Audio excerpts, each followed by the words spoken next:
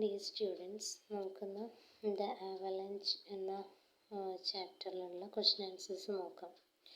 First question, why does the author describe his legs as stilt like objects?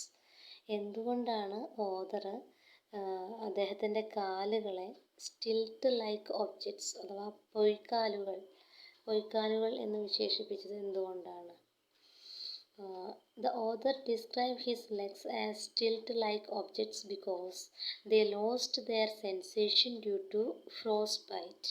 അതായത് അതികഠിനമായ മഞ്ഞിൻ്റെ ആക്രമണം മൂലം അല്ലേ, മരവിച്ച കാലുകളാണ് ഉണ്ടായിരുന്നത്. അതുകൊണ്ട് തന്നെ കാലിൻ്റെ സെൻസേഷൻ, കാലിനുള്ള ഒരു സംവേദനക്ഷമത നഷ്ടപ്പെട്ടിട്ടുണ്ടായിരുന്നു.